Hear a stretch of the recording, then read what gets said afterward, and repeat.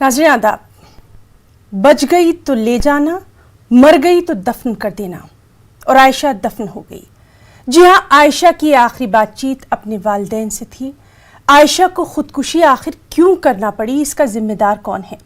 आज इसी खास मौजू का हम अहाता करेंगे।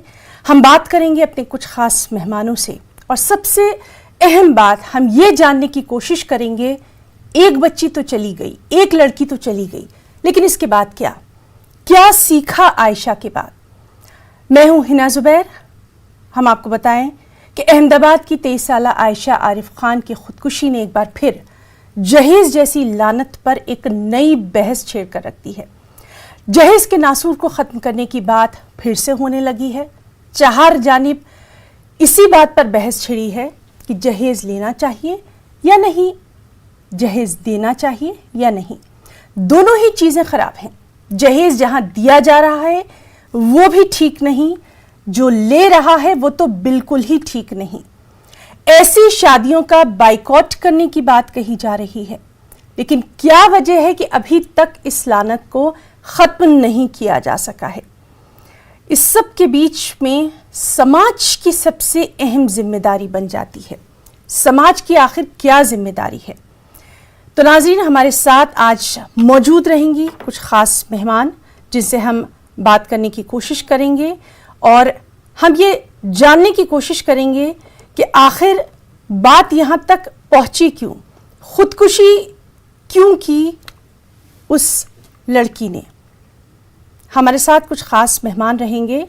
नाज़रीन, जिस तरह से लगातार आयशा का जो ये वीडियो वायरल हुआ, उसके बाद से लगातार ये बात होती रही कि आयशा आखिर यहाँ तक पहुंची क्यों? क्या उसको बचाया नहीं जा सकता था? क्या जिस वक्त वो फोन कर रही थी उस वक्त उसके जो वालिदैन थे या जो भी जिनसे वो बात कर रही थी, क्या उसको ट्रेस नहीं किया जा सकता था? क्या फौरी तौर पर वहां पुलिस नहीं पहुंच सकती थी? उस वक्त दिमाग अलर्ट क्यों नहीं था कि हम अपनी बच्ची को बचा लें? और सबसे अहम बात यह है कि हम देखते हैं कि इस तरह की जब लड़कियां वापस आती हैं अपने घर, तो क्या उनको इमोशनल सपोर्ट दिया जाता है, फाइनेंशियल सपोर्ट? यानी आप उनको एक बैकअप देने की बात तो छोड़ दीजिए, किस तरह के ताने तिश्नों से उनको अपनी जिंदगी गुजारना पड़ती है, और बिलाखिर उनकी जो हिम्मत है वो टूट जाती है। इस पर समाज की क्या जिम्मेदारी है? क्या समाज की ये जिम्मेदारी है कि जब लड़की की शादी हो जाती है तो सिर्फ कहें कि बस अब तुम्हारी यहां से डोली निकली है, अब अर्थी जो है उठना चाहिए अपने शौहर के घर से?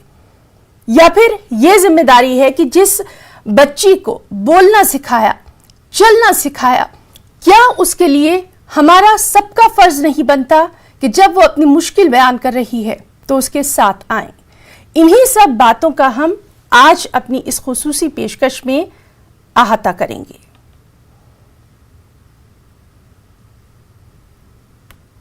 और नाज़रीन, अगर हम मुतवस्सित तबके की बात करें, यानी मिडिल क्लास की बात करें, खास तौर पे ये तबका सबसे ज्यादा जहेज की लानत को झेल रहा है। अक्सर हमने घरों में देखा है कि बेटियां बूढ़ी हो जाती हैं, लेकिन जहेज की वजह से उनकी शादी नहीं हो पाती, या फिर अगर वालिदैन ने अपनी हैसियत के मुताबिक अपनी बेटियों को ब्याह भी दिया, तब भी उन्हें हर दिन जहेज का ताना सुनना पड़ता है।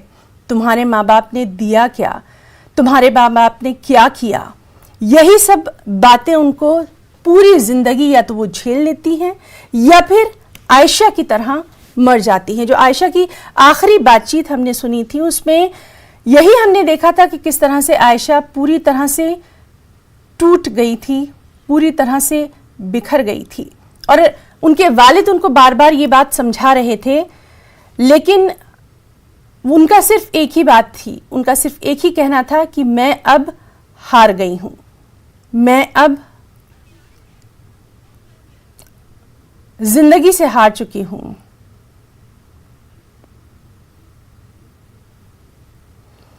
और चलिए नाज़रीन, अब हम अपने ख़ास मेहमानों से आपका तारुफ करवा देते हैं।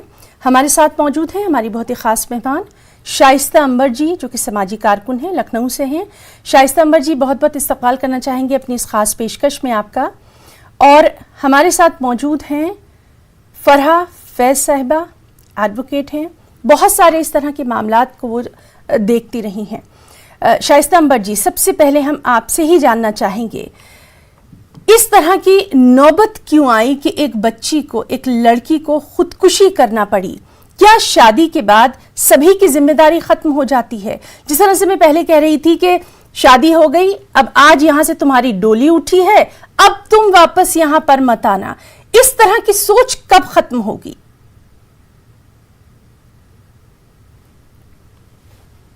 जी, आपका जो दर्द है एक महिला होने के नाते भी मुझे एहसास हो रहा है। और आज पूरी दुनिया जब अंतर्राष्ट्रीय विश्व महिला दिवस मनाने के तैयारियां कर रही है, सेमिनार कर रही है, जलसे कर रही है, और ये हर साल होते हैं। हर साल कहीं निर्भया आ रही है, शिकार हो रही है, तो कहीं कहीं आयशा हो रही हैं। सब कहीं दहेज की शैया पे जल रही हैं और कहीं निर्भया जलाई जा रही है। तो हम कह रहे हैं, कितनी दोहाई हम लोग देखते हैं महिलाओं की सुरक्षा और महिलाओं की शिक्षा पर, उनकी सशक्तिकरण पे। अगर समाजी हकीकत में आए तो हम वाकई में लड़की पेट से, यानी कि पैदा होते ही वो अपनी माँ के पेट से ही अपने वजूद के लिए लड़ती है, दुनिया में आती है, तो किसी तरह से उसको लोग एक्सेप्ट करते हैं, खुशी खुशी भी करते हैं। कुछ लोग, कुछ परिवार बेटी को रहमत समझ करके उसको पालता है, उसको तरक्की, उसको पालता है, उसको शिक्षा देता है। और कुछ लोग बेटी को रहमत नहीं, जहमत समझ लेते हैं। और जब जहां जहमत समझ लेते हैं तो उसकी पूरी जिंदगी वो एक नरक बन जाती है। और शादी भी जब होती है तो उसकी मर्जी है या नहीं मर्जी है, जबरदस्ती उसकी शादी कर दी जाएगी। और फिर वही होता है, आखिरी अंजाम उसको कब्र तक उसको मिलता है। तो ये मानसिकता, ये जहनियत हमारी तभी खत्म होगी जब हम लोग उन लोगों की तरह से समझेंगे कि बेटियां हमारी उतनी ही जरूरी हैं जितना बेटे जरूरी हैं। और हमें किसी तरह शाइस्ता जी, अब यहाँ पर खास तौर पर इस केस में जब ये बात सामने आई कि जहेज के लिए आयशा को इतना सताया गया, बातें बहुत की जाती रही, बहुत सेमिनार हुए कि जहेज एक बुरी बला है, जहेज लानत है, लेकिन ये आज भी हमारे बीच में मौजूद है। लेने वाला और देने वाला दोनों जिम्मेदार। बिल्कुल बिल्कुल, ये बिल्कुल सही है। और लड़कियों को इतना तो समझदारी हमारे पेरेंट्स दें, और लड़कों को भी इतनी समझदारी पेरेंट्स दें कि आप जहेज की, आपके अंदर इतनी ताकत नहीं है कि आप अपने आप खुद अपने कंधों पर बोझ उठाएं अपना।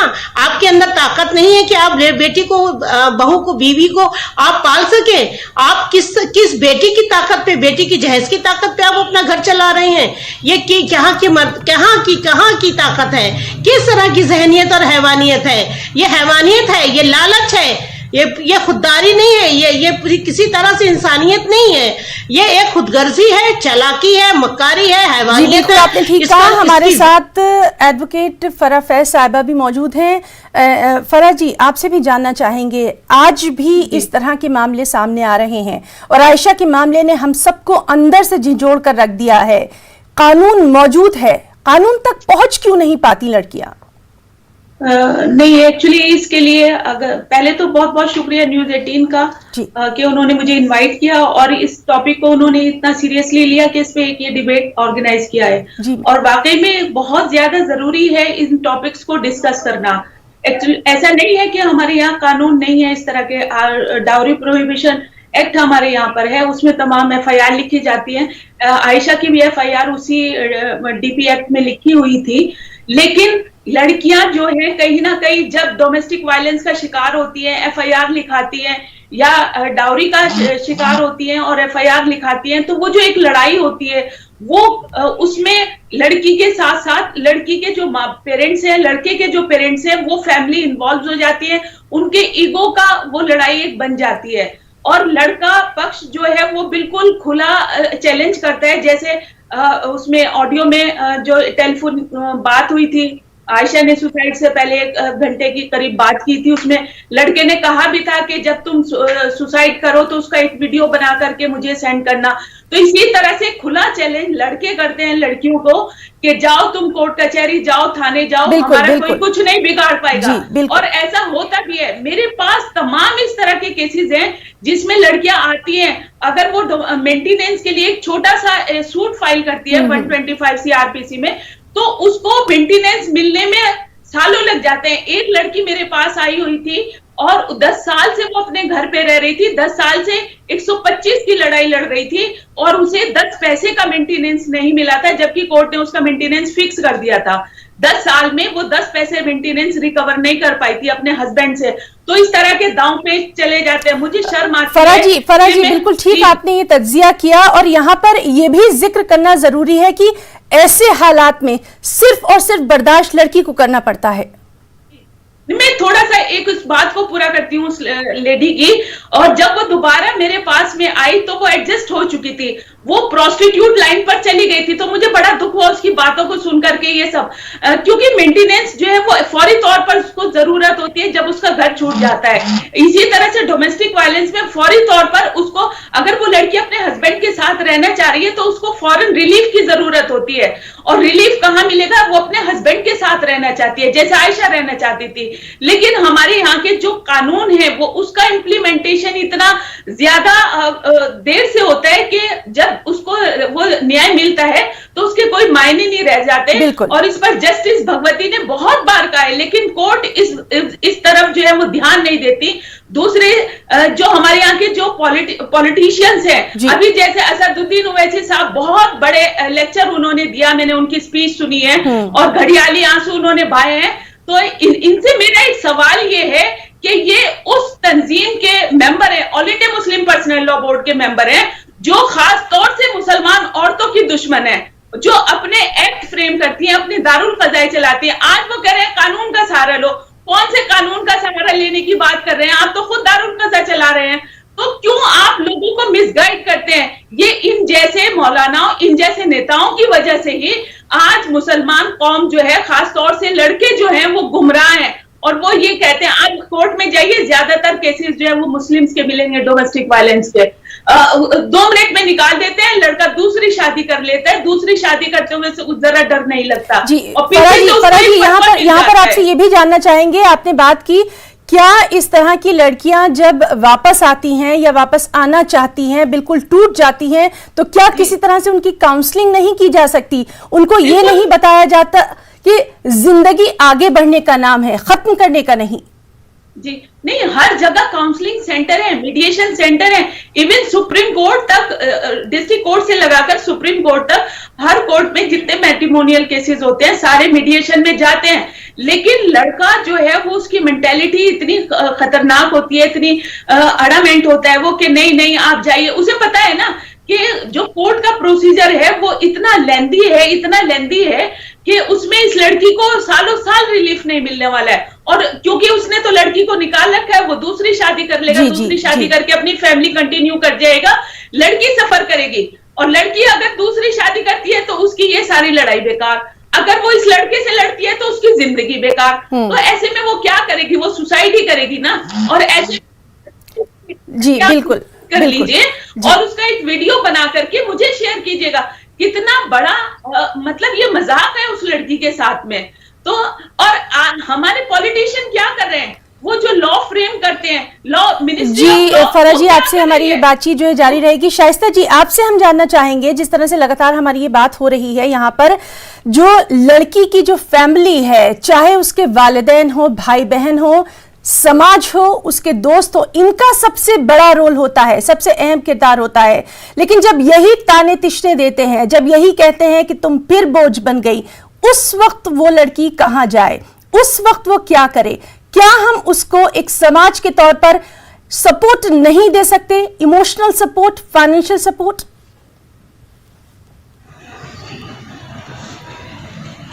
बिल्कुल आप सही कह रही हैं।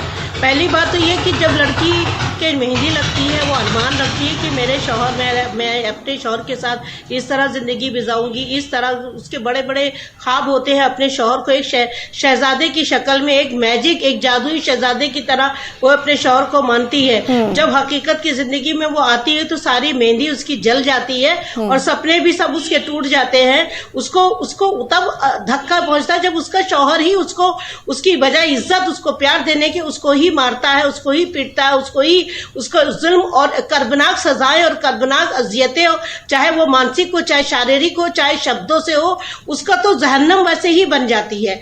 और जब वो अगर माँ बाप से शिकायत करती है तो माँ बाप भी कभी कभी या तो उसका साथ देते हैं या तो कह देते हैं कि ठीक है हम देखेंगे, लेकिन वो कब तक बर्दाश्त करे। आखिर ये बात सही है कि खुदकुशी एक आखिरी हथियार नहीं है। ऐसी बहुत सारी लड़कियां मेरे भी ऑफिस में आती हैं और हमको और फरहा साहिबा को मौलानाओं की बहुत ज्यादा तोहमतें और इल्जाम और चरित्र पर गंदे गंदे दाग उछाले गए हम पर और फरहा पे।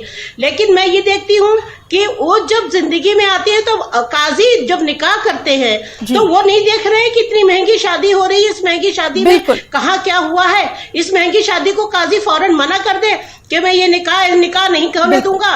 पंडित ऐसी महंगी शादी को पंडित भी मना कर दे कि ये शादी नहीं होगी। इस तरह से जब तक समाज में लोग नहीं खुद खड़े होंगे, आसपास के लोग नहीं खड़े होंगे, क्षेत्र की थाना भी देख ले कि अगर इस मोहल्ले में महंगी शादी हो रही है तो फौरन उसकी जांच करो, फौरन शादी को रोके। और इस तरह के खानदान का, इस तरह की फैमिलीज का सोशल बाइकआउट भी बहुत ज्यादा जरूरी है, क्या कहेंगी?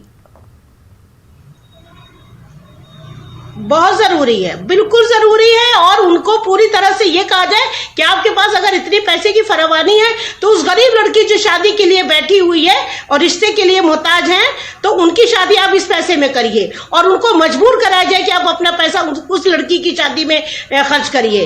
उनको मजबूर किया जाए, उनसे सवाल लिए जाए। हमारे इस्लाम में हर चीज का अपने पैसे से जो सदका और खैरात है, इसी तरह सरकार में इनकम टैक्स है, इनकम टैक्स की तो सवाल जवाबदेही है। लेकिन यहाँ पे हम लोग जो सदका और खैरात करते हैं, जिनको दे रहे हैं सदका खैरात, किसकी जवाबदेही है? हम वो सदका खैरात के वो सारे पैसे क्यों नहीं हम उन गरीब लड़कियों की शादी और एजुकेशन और पढ़ाई में लगाए? हम सदका खैरात दे रहे हैं वहां जहाँ जरूरत नहीं है। जी बिल्कुल। फरहा जी आपके पास आना चाहेंगे और आपसे जानना चाहेंगे, जिस तरह से बात आ रही है कि आयशा उस वक्त अपने होशो हवास में थी, आयशा ने उस वक्त अपना वीडियो बनाया और उससे पहले उन्होंने अपने वालिदैन से बात की। जिस वक्त वो अपने वालिदैन से बात कर रही थी, अगर उस वक्त कोई अपनी अलर्टनेस का सबूत देता, अगर उस वक्त कोई थोड़ा सा भी समझदार होता तो उस बच्ची को ट्रेस किया जा सकता था, वो कहाँ है, इस खुदकुशी को बचाया जा सकता था। ये बात हम इसलिए उठा रहे हैं ताकि आइंदा इस तरह के केस ना हो। फरहा जी देखिए, जो आप ये कह रही हैं कि आयशा ने मरने से पहले जो वीडियो बनाया उस वक्त वो पूरे होशो हवास में थी, नहीं, वो पूरे होशो हवास में नहीं थी। वो पूरी तरह से इमोशनल थी। वो एक दूसरी दुनिया में जा करके अपने आप को सोच रही थी और वो उसने अपने माँ बाप से भी एक ये सवाल किया कि बस छोड़िए, रहने दीजिए, सब लड़ाई का एंड कीजिए, केस विड्रॉल कर लीजिए और मैं जो है आरिफ से बहुत प्यार करती हूँ, उसके साथ रहना चाहती हूँ और आरिफ मेरे से निजात चाहता है, मैं आरिफ को आज से छुटकारा दे रही हूँ। तो वो उस वक्त अपनी बिल्कुल मतलब मेंटली डिसबैलेंस थी और इसी वजह से उसने ये स्टेप लिया था, क्योंकि वो एक पल होता है, अगर वो पल जो है गुजर जाए और हम उसको कंट्रोल फरहा जी यही हम जानना चाह रहे हैं कि वो जो पल था, अगर उस वक्त उनके वालिदैन या जो भी फोन सुन रहा था वो अगर उनको ट्रेस करता तो क्या उनको बचाया नहीं जा सकता? बिल्कुल बचाया जा सकता था। ये मैंने अभी पहले भी कहा था कि जो लड़ाई होती है वो लड़की और लड़के पर फोकस ना रह करके उनकी फैमिलीज पर वो हो जाती है, फोकस हो जाती है और वो अपने ईगो के लिए वो लड़ाई लड़ते हैं। अगर लड़की को सपोर्ट भी कर रहे हैं तो वो सिर्फ अपने ईगो के लिए कि हमने शादी में इतना खर्च कर दिया है, फिर हमारी बच्ची है, वो बच्ची को टारगेट करके अपनी लड़ाई लड़ रहे होते हैं। उनके लिए बच्ची की खुशियां जरूरी नहीं होती। इसी तरह से जब वो 70 मिनट का पीरियड बहुत होता है, 70 मिनट के पीरियड में जब वो बात कर रही है अपने हस्बैंड से, तो क्या उसके हस्बैंड को एक बार भी उसका ख्याल नहीं आया कि वो उसको पता करे? उल्टे उसने उसको उकसाया कि वो सुसाइड करे और जो एक उसकी कहीं दबी हुई फीलिंग थी वो हवा ले गई और उसे ये लगा कि शायद यही एक आखिरी रास्ता है। जबकि आप उसकी पूरी वीडियो अगर सुनेंगे तो उसका पूरा जो प्यार था अपने माँ बाप के लिए था, अपने हस्बैंड के लिए था। और अगर उसको ये समझाया जाता कि तुम ऐसा स्टेप लेने से अपने माँ बाप के लिए और उस हस्बैंड के लिए, नालायक हस्बैंड के लिए परेशानियां खड़ी हो जाएंगी, तो वो शायद कभी ऐसा कदम ना उठाती। जी बिल्कुल। और हमारे इस प्रोग्राम का मकसद यही है कि आइंदा इस तरह से कोई लड़की जो है वो अपनी कीमती जान ना गवाए। शाइस्ता जी, आपसे जानना चाहेंगे, जिस तरह से हम पहले देखते थे और आपने और हमने खुद अपने घरों में देखा था, कोई ना कोई होता था, खालाएं, फुप्पी या कोई ऐसा कजन या कोई ना कोई ऐसी शख्सियत होती थी जो घर के आंगन में बैठ के, वरांडे में बैठ के, या जिनसे हम अपनी बात शेयर कर सकते थे। अब वो चीज कहीं नजर क्यों नहीं आती जिससे खासतौर से लड़कियां अपना दुख दर्द बयान कर सके? कमी कहीं ना कहीं खुद हमारे समाज में।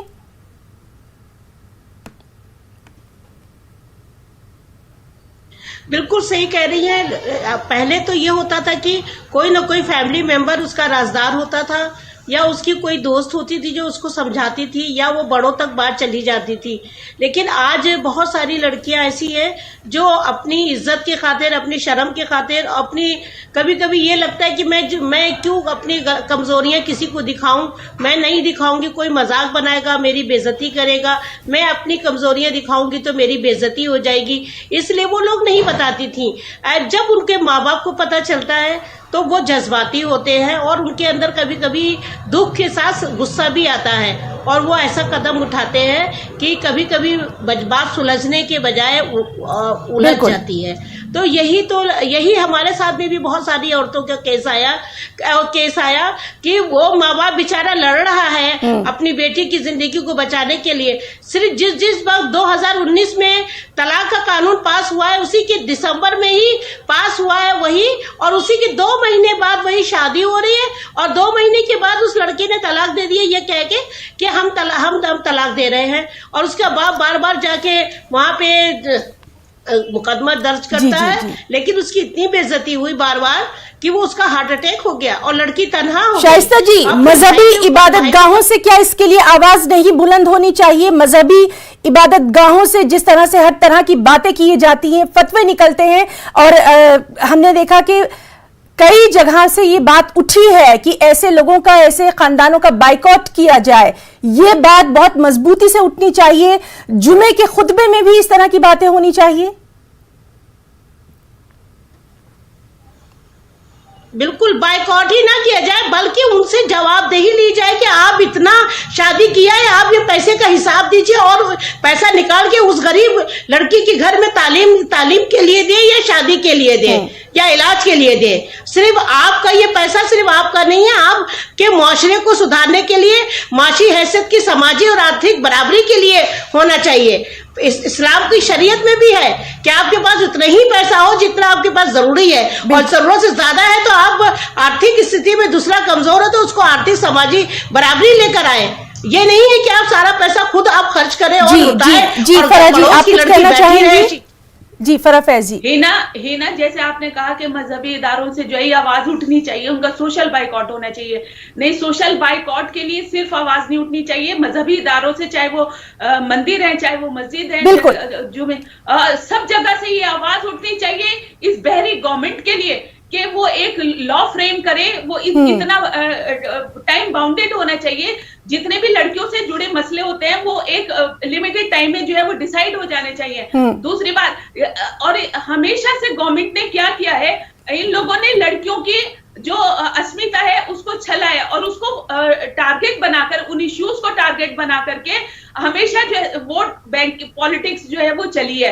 अभी जैसे अगर लव जिहाद की, हालांकि ये टॉपिक नहीं है, लेकिन मैं थोड़ा सा आपको एक एग्जांपल इसलिए दे रही हूँ कि किस लेवल पर औरतों की डिग्निटी को कैच किया जाता है। अगर हम लव जिहाद की बात करें, यूपी ने सबसे पहले ऑर्डिनेंस लेकर आए यूपी, और इतना बकवास वो ऑर्डिनेंस है कि कहीं से कहीं तक औरतों की सेफ्टी उसमें नहीं होती। जी फराह जी, हम लगातार इन तमाम चीजों पर बात करते रहेंगे। अब वक्त की बहुत कमी है मेरे पास में, आपसे जानना चाहूंगी, हम क्या नौजवान नस्ल को मैसेज देना चाहेंगे, खासतौर से अपने इस प्रोग्राम के जरिए लड़कों को क्या मैसेज देना चाहेंगे? चैनल के माध्यम से मैं यही एक मैसेज देना चाहूंगी कि अगर आप वाकई में इंसान है, पहले तो इंसान बनने की कोशिश कीजिए, और दूसरी बात यह है कि जो लड़कियां हैं वो लड़कियां भी इंसान है, उनकी दुख दर्द को समझिए। और खास तौर से जो हमारे प्राइम मिनिस्टर हैं, जो लॉ मिनिस्टर हैं, उनसे मेरा रिक्वेस्ट ये है कि औरतों की डिग्निटी से, औरतों की लाइफ सिक्योरिटी से जुड़े मसलों को इतना आराम से मत लीजिए, इतने लीनियंटली मत लीजिए। इनको बहुत ज्यादा सोचने की जरूरत है। जो भी वो लॉ फ्रेम करे वो सारे एस्पेक्ट को सोच करके तब एक कंप्लीट जो है हमें एक्ट दीजिए। जी शाइस्ता जी, क्या मैसेज देना चाहेंगी खासतौर पर नौजवान लड़कों के लिए? जी मैं विश्व महिला दिवस की पूर्व संध्या पे मैं यही पैगाम देना चाहूंगी, जो हिंदू बहनें हो या हिंदू बेटियां हैं या मुस्लिम बहनें हो बेटियां हैं, अगर उनकी शादी में कोई धन मांग रहा है, जहेज मांग रहा है, लालच कर रहा है, तो लड़कियां सीधे इनकार कर दे और लड़कियों के माँ बाप इनकार कर दे। लड़कियों को पढ़ाए, उनको पैरे पे खड़ा कर दे। शादी ही सिर्फ एक हल नहीं है। और दूसरे थाना चौकी कचहरी में जो लापरवाही, जी बिल्कुल बिल्कुल, दोनों मेहमानों का बहुत बहुत शुक्रिया अदा करना चाहेंगे। और आखिर में यही कि सोशल मीडिया पर ही नहीं बल्कि अमली जिंदगी में आगे आइए। बहुत बहुत शुक्रिया। और इस खुसूसी